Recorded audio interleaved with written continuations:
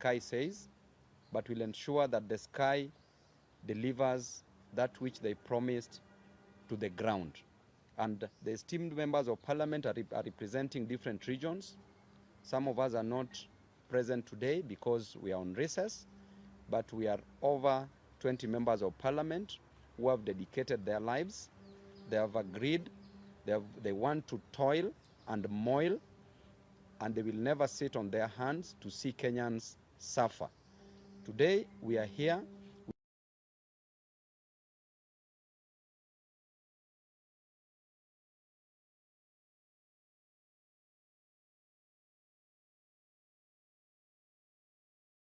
Across the country, representing the interest of the aged also across the country.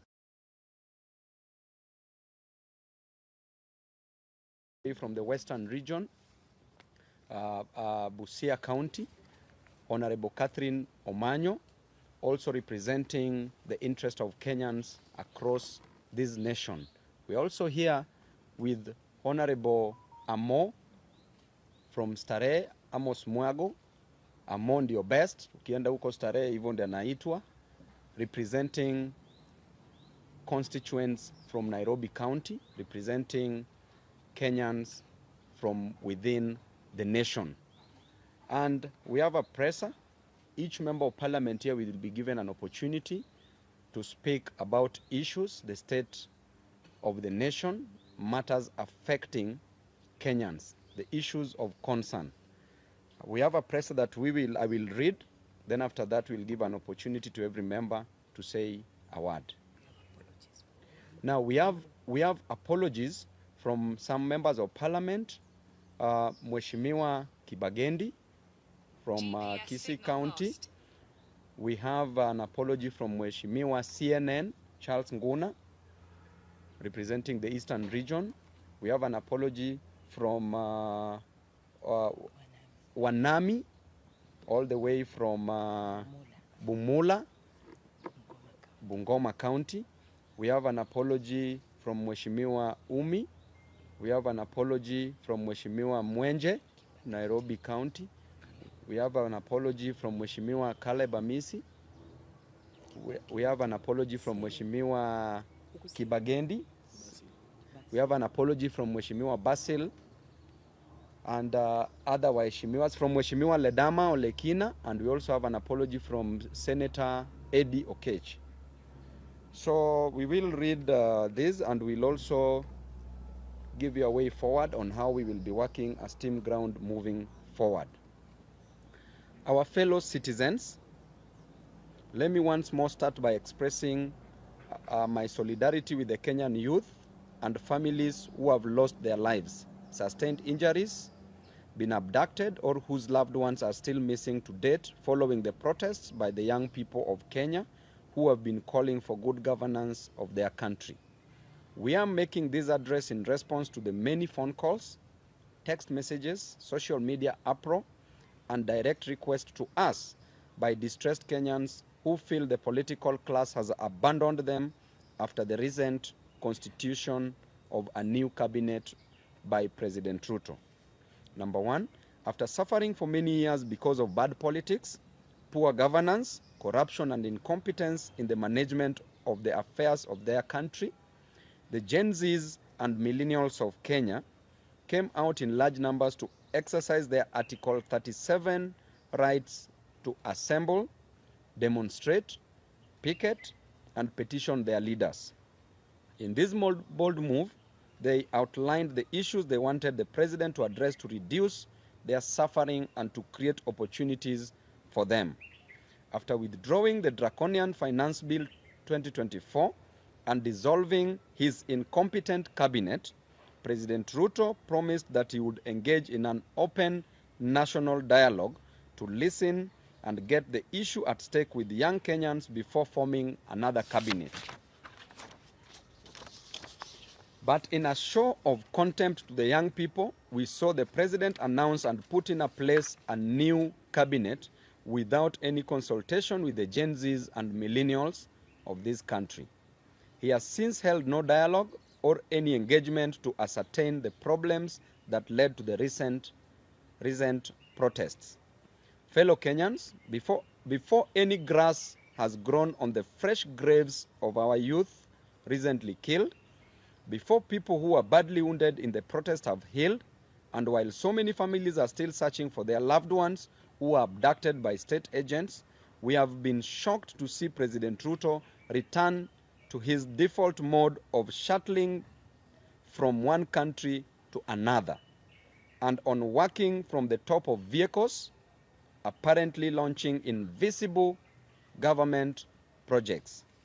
Ladies and gentlemen, we want to send a message to President Ruto in very simple but clear terms, as the Gen Zs and millennials of Kenya have sent us to tell him that the young people of Kenya feel you are showing them contempt by ignoring all their issues and reverting to business as usual mode, while they are hurting from the burdens imposed on them by the failures of your bad policies.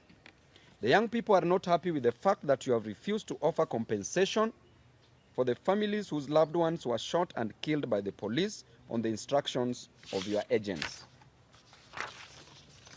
The young people are unhappy that you have refused to pay for the medical expenses of the people who were wounded by the police. The Gen Zs and millennials of Kenya are unhappy because you have refused to free the youth who were abducted by the police. And you have refused to drop the trumped-up charges against the peaceful demonstrators who went to the streets to ask for good governance of their country.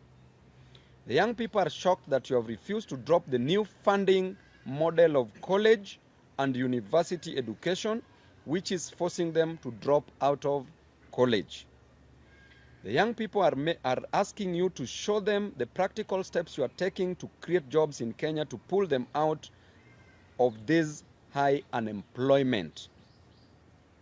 Mr. President, the young people are asking you to take immediate action to lower the high cost of living that is driving them crazy. The young people of Kenya are asking that you show them the reforms you are proposing to address corruption and looting of government resources by people who are under your direct supervision. They are asking that you show them the reforms you are undertaking to improve the competence and quality of your bureaucracy to enable the government to be responsive in service delivery and development. Mr. President, it is a matter of just a few months and another Finance Bill 2025 will be facing Kenyans again. The young people of Kenya are worried that on March 2025 will find them with no change at all, and they will be forced back to the streets to protest poor governance and poor policies and to reject the Finance Bill 2025. As a youthful leader in this country, together with other youthful leaders and other leaders, we want to appeal to you in a special way that you take your time off the top of your vehicles and sit down with your top advisors, including your new cabinet, and review and change the bad policies that your administration unleashed on Kenyans for the last 2 financial years. Kindly consider the welfare of the children of this country. Please engage the youth in this country and show them that you care for them. Take practical steps to demonstrate that you have the interests of the youth of Kenya at heart before you revert to your default mode of stating in public things that you don't mean and you don't intend. Mr. President, walk the talk. Swing, don't sing. As a Christian, we say you do not do what you say in order to restore the vital trust that should exist between the people and their government. We want to remind you of the words of J.F. Kennedy, that those who make peaceful revolutions impossible make violent revolutions inevitable. Do not tempt the young people of Kenya too much. They have given you a break to reassess your priorities and get things right. They are shocked that you can't get anything right. And lastly, I want to say that should you fail to deliver to Kenyans, There's only one person that I know that will be easily defeated in 2027. Defeating you, Mr. Ruto, in 2027 will be easier than reciting vowels. Any living thing that is capable of locomoting or moving from one place to the other will defeat you in 2027. Even if you take a goat and dress the goat and put it on the ballot, will defeat you in 2027. Thank you and God bless you. Let me take this opportunity to give Mheshimiwa Mudhoni. Sorry, Gathoni. I'm used to my wife's name. She's called Mudhoni. Hon.Wamuchomba to address you. I'm happy to hear I'm in good books. I'm in good books in your house. You're in my heart. The next preference. Thank you very much, my colleague and friend, Honorable Babu Owino. Mine is to just add weight to what statement we have issued as Team Ground. And I want to be a little bit more assertive on matters life. You all know that we have had very many conflicting reports coming through on how many young people who are protesting in the streets were abducted, how many were killed, how many are still missing, how many cases have been processed by IPOA, and I'm sure you know that no agency is giving us information that is matching with the other. We have had engagement with Kenya National Commission on Human Rights, and we have their report here. And the report that this agency is giving us is that they have registered 61 people, young people, who protested and died. And their bodies have been located in many mortuaries in this country, ranging from Narok, Nakuru, City Mortuary, Nairobi, Kakamega, Eldoret, Isebania, Thika, Nanyuki, Eldoret, Kapsabet, Rongo, Kasarani, Embu, Homa Bay, Kisumu, Nyeri PGH, Nyahururu Hospital, Bungoma County Hospital, Kakamega Hospital, Kitengela, Kenyatta National Hospital Mortuary, and Mlolongo, and Kiambu Uplands Funeral Home. Now, according to Kenya National Commission on Human Rights, these people died out of excesses of the Kenyan Police Service. The IPOA, the statutory body that is supposed to be oversighting the activities of the Kenya National Police Service, have indicated that they have picked up their own investigations.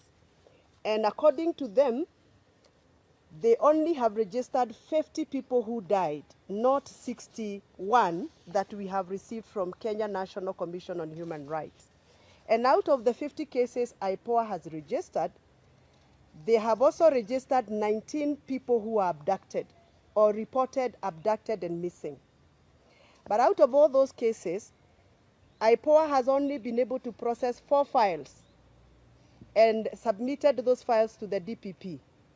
Out of the 4 files, 3 were returned to them because they were not done properly and there was no evidence. They have only been able to successfully submit 1 file. Now, this is my concern and our concern as parents, and I'm sure this is a concern even for many parents who are following us. It cannot be that a country that is governed by the rule of law, over 61 people dead, and only 1 case can be accounted for. Yet we have seen 2 foreigners missing somewhere in the boundaries between Kenya and Ethiopia. And we have seen the IG and the acting IG and the DCI personally go to that area to locate 2 foreigners who are apparently missing. But we cannot locate the 19 cases IPOA has registered as abducted cases. Does it mean that foreigners are more important than Kenyans? Are we still being governed by the rule of law? Are we still following the fundamentals of human rights protection as enshrined by the Kenyan Constitution? So for me as a mother, representing many mothers and many fathers of this country, we want to echo our complaint, our dissatisfaction with the processes that the government of Kenya has put in place to provide accountability for the protesters who were abducted and those that were killed. The president is on record saying that his government is going to come up with a program for compensation, to compensate the families that lost their loved ones, to compensate the families of those that have patients in the wards and some patients at home. And we have not seen any effort by the government to even come out and tell us, now that this has happened and 2 months are gone, this is what we are going to do as a government. So we want to call upon the new Minister of Health, who has just been sworn in. We want to call upon the Ministry of Interior, now that we have the cabinet minister already approved and vetted and sworn in. You must come out and tell Kenyans how you are going to start off the process of compensation, taking care of those that are still in hospitals, and making sure that their rights are not violated and their dignity has been upheld. On matters to do with education, funding for universities and colleges, as a member of parliament, I have received a lot of messages from the young people. They feel like the government of Kenya has abandoned the young people. There is no straight communication coming from the government on how the new funding model is going to salvage the lives of so many young people who are stranded in homes, expected to report to colleges and universities. We are requesting the government to come out very clearly and give out a clear guideline. We are only seeing some letters flying in the social media, but nobody is doing a presser like this to address this issue and explain to the young people. You cannot treat young people like they are second-class citizens of this country. This is the future of this country, and you are no longer going to assume the young people of Kenya the way we have done. So we are requesting and demanding, let us demand because I think it's our right, that the minister in charge of education must come out very, very boldly and tell us the way forward on matters to do university, funding, and colleges, and assure those students that are still at home that there is hope for them to resume school and there is hope for them to progress with their careers. Thank you very much. I want to invite my sister, the lovely Catherine Omanyo, to say something. Mimi nitaongea Kiswahili. Juu kila mtu anabonga hapa kimombo. Nataka kuelezea wananchi wa Kenya kwamba hatukuangukia mkono mzuri kupata president kama Ruto. Hapa awali amekuwa busy anarandaranda Tokyo, Japan, sijui Japan ndio wapi, Tokyo ni wapi. Kila saa ako kwa hewa. I think hiyo ndio adventure anapenda, hobby. Ilikuwa inaitwa hobby tukisoma at what are your hobbies. Because saa hii namuona tu juu ya maprado kila saa akirandaranda. Vitu serious zikitendeka simuoni akienda huko. You can see where his heart is. Kujionesha ma-PR mingi. Briefcase projects ndio anasema ame-launch. Lakini kitu yenye napeana impact kwa mwananchi wa Kenya aseme walai tuko na president na nusu, hakuna. Juzi toi hapa imeungua, hakushughulika. Hata kusema tu poleni, nothing. Hata huko Kware mili zinachomolewa kule. Kitu yenye hata singeangalia na macho na nyamaza na lilia kwa moyo nikisema what is this really in Kenya, ama ninasoma tu vitu kwa newspapers. Hakushughulika. Lakini akisikia kadil utamuona kwa majet ya 200 million yenye tungejenga ka industry hata kule kwetu huko na Mbale ya Jinari. Tuna very good weather ya kupanda cotton. Lakini trips zake tu moja pekee inaweza jenga Jinari. Na angeamua every 6 months kajinari kamewekwa mahali. The 47 counties sasa tungekuwa na vitu zinaandika our young people. But hiyo hana, kichwa ngumu, kiburi, majivuno. Ni vizuri majenzi wameshekesheke watu hapo, tunaona at least siku hizi wameanza kutuangalia kama watu na uoga fulani. But mtu ujificha tu temporarily. Character real tulishaiona ilitoka. So ni jukumu letu sisi wenye tuko kivyetu, wenye walielektiwa, wenye pia walitu elect, kuhakikisha that we do not even one moment get duped, because that is how we get duped, that now things are working and then before you know it you're dumped. Just like a sly man, he can tell you are the only fish in Lake Victoria. If you are a fool, you'll believe. So this is Ruto. We are not going to listen to the narratives again, and we will not relent. I'm so happy that as you listen, even in the corridors, in parliament, how people, the real them when they talk, that president is on his own. Even people who are getting there, that they are going to help, they know very well that that ship is sinking. And even if they are patriots, they will try to help him swim out. But it is a tall order.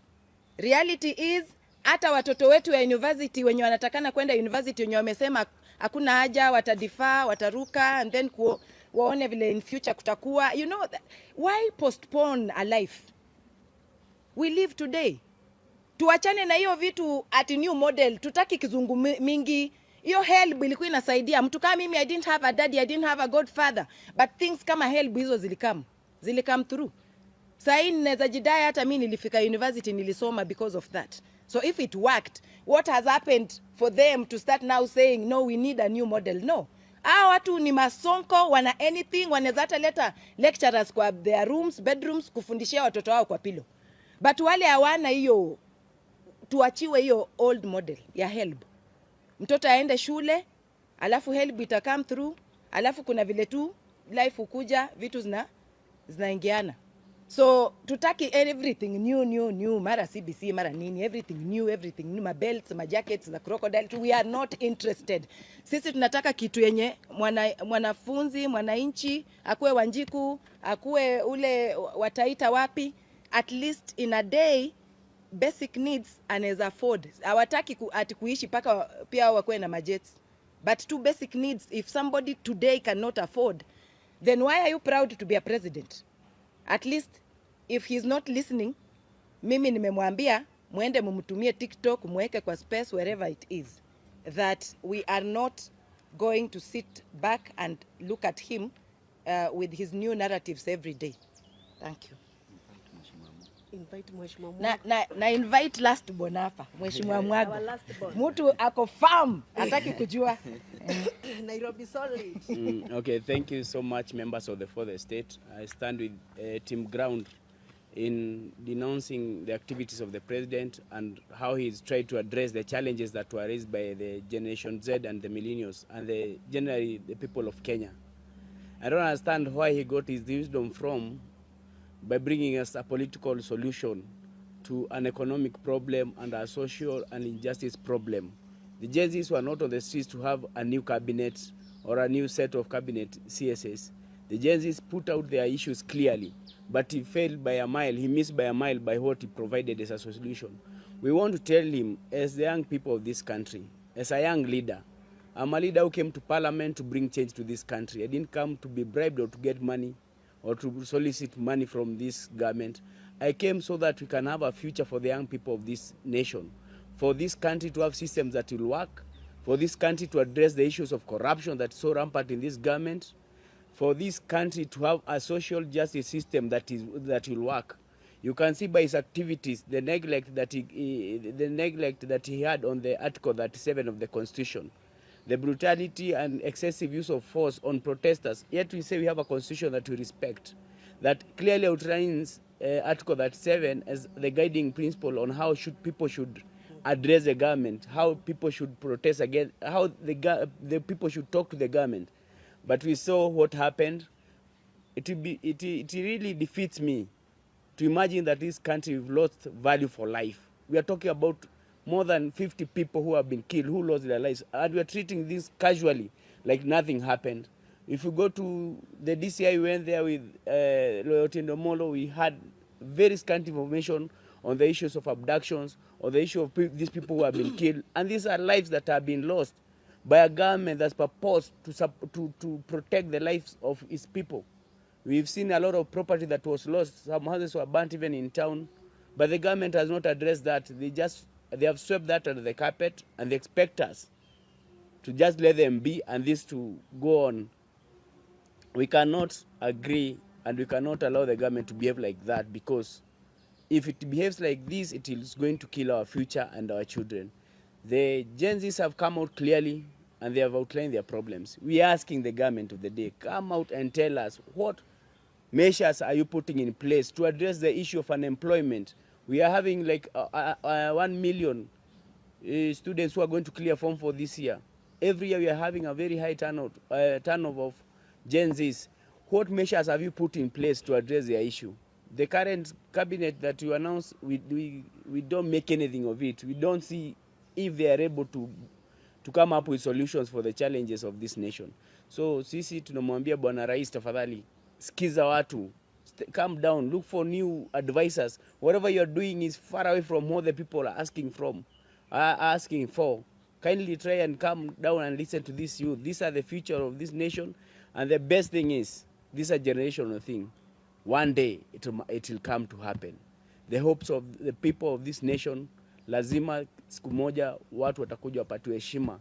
And I don't know where history will judge you. Labda utafukuzwa ama utapelekwa jela kwa sababu ya hii makosa unafanya. Tafadhali sikiza watu and deal with real issues that these people have raised. Thank you.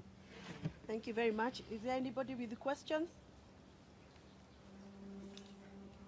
We will take about maybe 3 or so, or maybe we can take 4 so that each can respond to a question. Let's start with the lady. You have to speak louder. Thank you so much. My name is Maximila, right from the county diocese. I have 2 questions. One concerning the ultimatum that the Gen Z have given us through the platform. On 27th of August, we'll be signing a petition to dissolve the parliament and to chase all the parliamentary out. I think this is the second time now that they're meeting the parliament. Will you be part of that petition? And also, the same day, they'll also be occupying the Supreme Court. Will you be part of the same that petition also occupying the Supreme Court as meeting ground? Then, secondly, from the interview of Wandayi to the citizen, he said there will be no 2027 election. Election will be before that. What's your point on this? Okay. Next question. I'm sure you're noting that. Yeah. Her name? Wafula. Wafula. Maximum. Wafula. Then we'll go to you. Eric from Citizen Radio. Eric. Since the broad-based government that was formed has killed the magnitude and the vigor of the protest, I don't know, as young parliamentarians, what do you have in place as the alternative to tackle or to push harder the government in your 3 months? Okay. Thank you, Eric. The one in glasses. Thank you. Yeah. Edwin from Daily Monitor. I have 2 questions. It's clear that you obviously do not seem to stand with the cabinet secretaries, some of whom are in parties that like ODM, which a person like Babu was in support of. So your message to these cabinet secretaries, do you support them joining the administration, and what remedy do you think? You have made it clear that you don't think they will of any help to this administration. So what advice do you give them if at all they have joined the sinking ship? And the second question is pointing at something to do with the Wandayi story that was mentioned. Yeah, what's your take as Team Ground that an administration can go after the family of people who actually point fingers at what should be done better as a party leaders? Okay. What's your take? I guess those are how many? 4? Yes. 4? Can we do the 4, or you have a pressing one? Yes. Okay. Given the unity deal between OPM and Kenya Kwanza, are you worried this supermajority issue, especially in Parliament, is going to stifle voices like you? For example, we have heard the President say some sections of the finance bill will be returned to the House. What do you think about that, and will you be supporting it? Very well. So, How do you want us to So, go about it? I can answer that one of Parliament. okay. So you Answer can. the one for cabinet ministers. Parliament. Okay, good. CSS. CSS. Parliament. I'll talk about killing the vigor. the vigor. Okay, so I can. Okay, fine. Just start Okay. then. Just start. Ningelipenda kusema kwamba mtu yeyote ambaye alijoin government, hata kama alikuwa ODM na akajoin huko, although article 232 inakubalia president kuchagua mtu yeyote kufanya naye kazi, hatutazubaa tu kuangalia wana west wa Kenya just because walitoka upande wa huku kwetu. So waende huko wakijua kwamba walienda kufanyia wananchi kazi, na kama hatutaona anything wanafanya pia tena watoke tu. Cha pili, president wetu ni kama ndio referee wa elected leaders wa kichapana. Huko Kisii mliona kitu ilitendeka. Yeye ameenda pale, watu wanabuu huyu anabuu huyu, ako pale ako kama referee. So hao wenye wameenda huko kama CS kusaidia, waone hiyo weakness na wamsaidie kufanya kazi. So we will not relent, we will not smile with anyone who has joined the government and is going to joke again and waste Kenyans' lives. Thank you. You'll answer which one? Yeah. Okay, broad-based. On that issue that you've raised about the broad-based arrangement that has maybe stifled the vigor of this protest and what, we like to urge Kenyans, or the Gen Zs, the millennials, let us not relent in this fight. Let us make sure we push this fight on, because there's no solution that has been offered as yet. So as young leaders, we are going to make sure we engage the public and point out all the evils that are happening in some of these bills that are brought in Parliament, these motions, what we think Kenyans should not support. But we're also thankful that the Kenyan people now are taken back the power in their own hands. We passed the finance bill by the people's power, led to rejection in totality by the president. So these are some of the avenues or other approaches that we're going to give more information to the public and seek their support in pushing for the agenda. As young parliament, as young leaders, we need to get this information out there to the people so that they can support us. Even if they have a majority in parliament, we saw the majority is now on the ground, on the streets, and that is the approach that we are going to use. Thank you. I think Mheshimiwa Amo has addressed that very well. If I want to talk about the unity of ODM and Kenya Kwanza and having a super majority, and in combination with the question that was asked by Eric on the broad-based government that has killed the vigor of the demonstrations, I want to tell you that in Parliament there was already a super majority that passed the finance bill. But that did not prevent the Gen Zs. It did not prevent Ruto from coming out and rejecting after pressure had been pressed on him by the people. The Constitution is clear that power vests with the people. The sovereignty is with the people. The people are supreme. That supermajority in Parliament is not a supermajority. It is an imaginary supermajority that is intended to achieve some selfish gains or ambitions. And therefore, one person with God is the majority. But now here we have a few people in Parliament, members of Parliament, Team Ground, together with the Gen Zs, with the millennials, with other Kenyans. That is even more than a supermajority. And that is what we need. We don't need any other supermajority in Parliament. And number two, our voices will always be heard in Parliament, irrespective of our numbers. Why?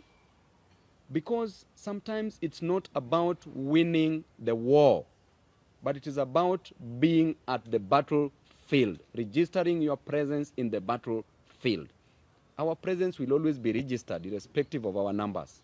And that is the time that you will know that in case those numbers will not be favoring the interest of Kenyans in Parliament, we will go back on the ground.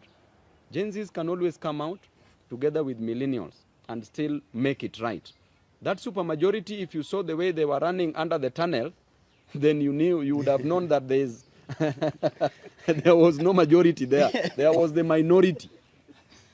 So the next question is about Jimmy Wanjigi. Of course, you talked about Ruto invading Jimmy Wanjigi's privacy. I want to just quote Ruto when he used to say to paraphrase, he used to ask the former President Uhuru Kenyatta to spare his family, not to kill his children, to spare his children and his family. What is he doing? He's now gone below the belt. He's now targeting people's families. And we want to tell you, you also have families, my friend. Good. Just the same way Moi is now a former president. Kenyatta is a former president. Moi is a former president. Kibaki is a former president. Uhuru is a former president. You are going to be a former president. These children of yours are going nowhere. So do not intimidate people's children. Because when your time reaches, there are those people who will hold the yam and the knife and will give you your share, your fair share. So don't intimidate us. Everybody is going to die. Nobody dies prematurely. So you can't intimidate us with death. Our children already know that we are political leaders. It's not news. Embarrassment is our other name. So don't think that we can be embarrassed by these petty issues. We are going to fight for our people. So I'll leave it at that, then leave it to Mheshimiwa. And lastly, the MPs that you are calling the supermajority in parliament, I want to tell you that these MPs already know that the ship is sinking. The ship that Ruto is the captain is already sinking, and they're already taking that. Now we know that you will be clutching very soon on imaginary straws, and you will sink with that ship. Thank you. Thank you. It looks like all the questions have been answered. The number is one for the petition. There's to one. dissolve Parliament. Oh, there's one for the petition to dissolve Parliament. And that is a proposal, you said, by the Gen Z? Very well. First of all, I want to thank the young people of Kenya. One day, one time, we were also very young. And we did what we did to have this country the way it is today. Some of us actively engaged to make or to constitute the current Kenyan constitution. And we went through the thick of that day. That is why we have this constitution. The young people of Kenya should not shy away from advocating for what they think is right. The young people should not feel guilty for being on the road to present petitions to Parliament, because that is their right as enshrined in the Article 31 of the Kenyan Constitution. The right to present public petitions to public authorities. It is their right. And therefore they should not feel guilty, however painful it is, however hard it is, however difficult it becomes. The young people of Kenya should now know that they have the support of members of Parliament like ourselves here. We are no longer going to be intimidated, being accused of, oh, you are funding the Gen Zs, oh, you are inciting the Gen Zs, oh, you are the one who is telling the Gen Zs to do this, because the Gen Zs are people who are schooled. They went to school, and we actually gave them free primary education. They are using what we gave them to ask and petition for what they constitutionally deserve. So the young people of Kenya have a right to petition Parliament, have a right to petition State House, have a right to petition any public authority if they feel that it is necessary to do so. I honestly think that the kitchen of all problems in this country is Kenyan Parliament.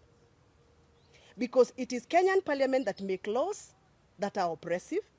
It is Kenyan Parliament that made the faulty, the unconstitutional, the irregular Finance Bill 2023 that has since now been thrown out by the courts. It is the same Parliament that was attempting to make another irregular, unconstitutional Finance Bill 2024, which the greatest people of Kenya rejected. It is the same Parliament that is coming up with other laws like the livestock bill law, the privatization law that they made, and many other very oppressive laws. So if the Gen Zs feel that it is time for them to petition Parliament, they are welcome. It is within their rights. And we will support them if we so feel they are doing the right thing. So we want to tell the young people of Kenya, we are with you. We will support you. We will stand with you, as long as you're making the future of this country better. I would want to be an elderly woman in this country to enjoy what the Gen Zs are fighting today. And therefore, when I have the energy to do so, I will support them, I will fight for them, I will lobby for them, I will advocate for them, because I think they are doing the right thing. Last but not least, I would want to say this. I don't know what is this obsession President Ruto has with new things. When he came in, he found Linda Mama. He realized Linda Mama, and I don't know how he realized because he's not a woman. He has never been in a maternity ward. He has never delivered a child. So I don't know what is this obsession he has with removing what he found to bringing what he thinks is new and creating confusion and mess.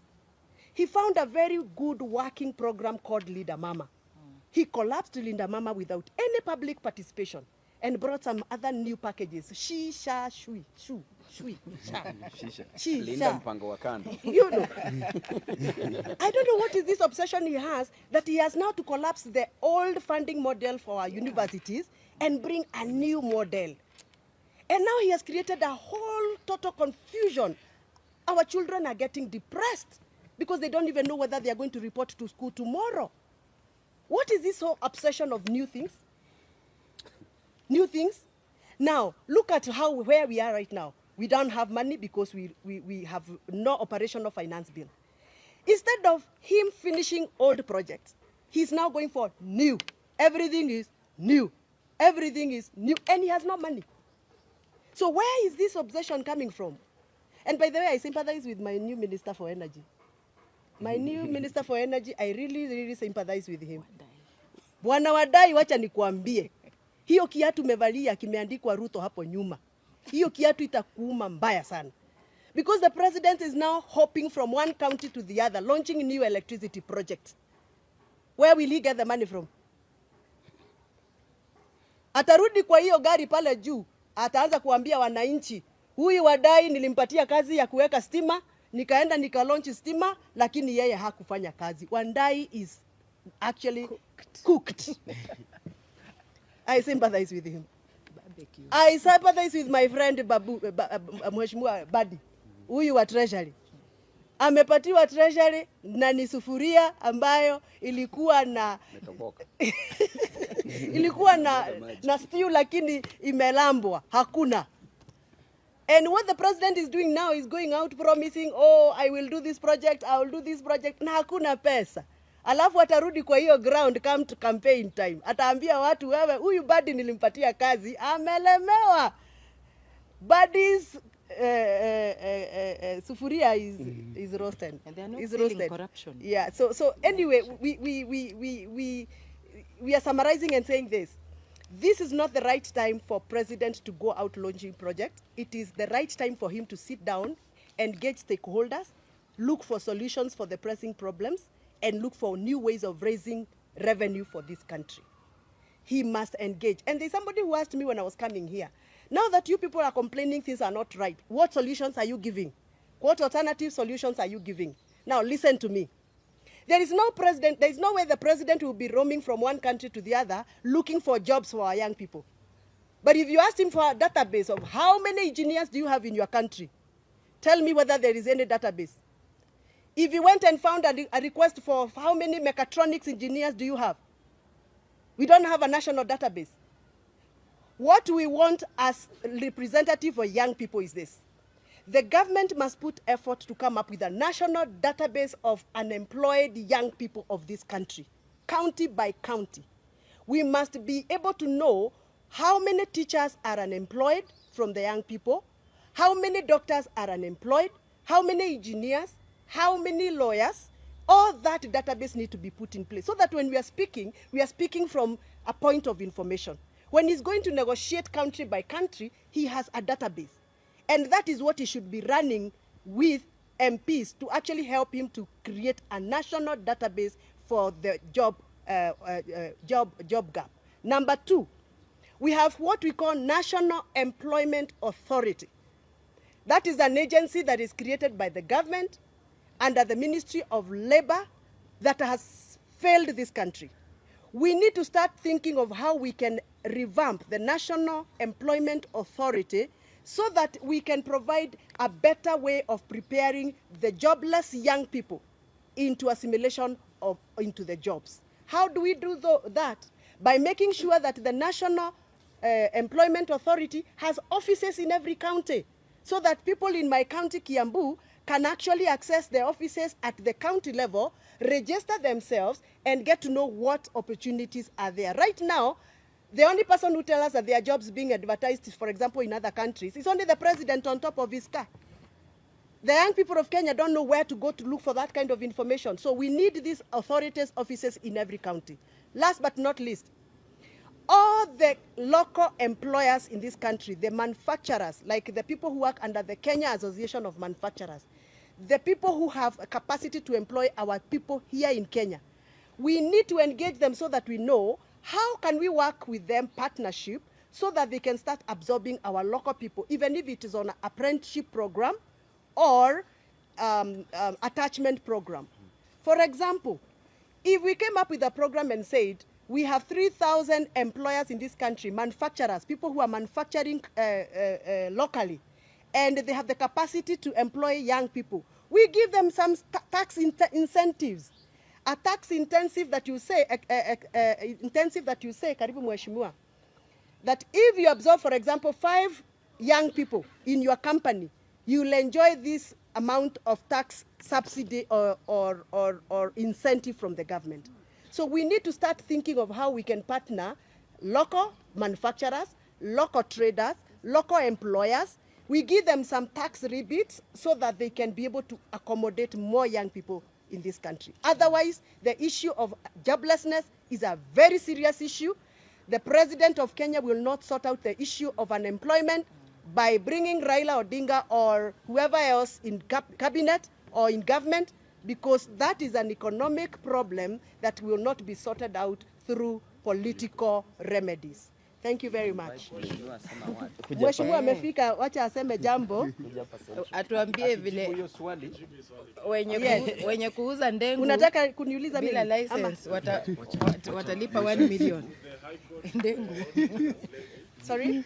Thanks to the High Court, the road maintenance levy that was increased by 7 shillings has been nullified until, of course, the case is hard as determined. But there's a new proposal by Kenya on tolling the major roads. What do you say of that? I just want to comment on that issue. If you want to put toll stations all over, please build the new roads and put the toll stations instead of putting toll stations already in roads already constructed by the taxpayers' money. So that is an issue that is not supposed to even to arise. All the existing roads we are demanding, we are not going to have toll stations on the same. And why do you want to charge private citizens of Kenya, why do you want to charge them to use public roads that they contributed money and they're even paying through loans? So this is the principle of double jeopardy, where you are charged double. You are charged taxes to build that road, or a loan is taken and you pay for that road, and at the same time, to pass through that road, you have to pay for it. So generally, you should not be charged for using your own road. Which country charges its own citizens who are poor to use a road? Imagine. Honestly speaking, even walking, even moving, it doesn't want us to move. So anakudarau while you are dead, non-living, na anakudarau while you are also moving. We understand that, Ruto, we know you very well. You don't respect human beings, maybe because of your background. You did botany. We know that when we give you a leave, you are only concerned about stomata. That is why you want to plant 10 billion trees. You are concerned about the apex of a leaf, the midrib, the stalk of a leaf, the stomata, the chlorophyll, and the pollination of a plant. And grafting. So honestly, respect human beings. So, Mheshimiwa, you can talk about something in 1 minute and then we...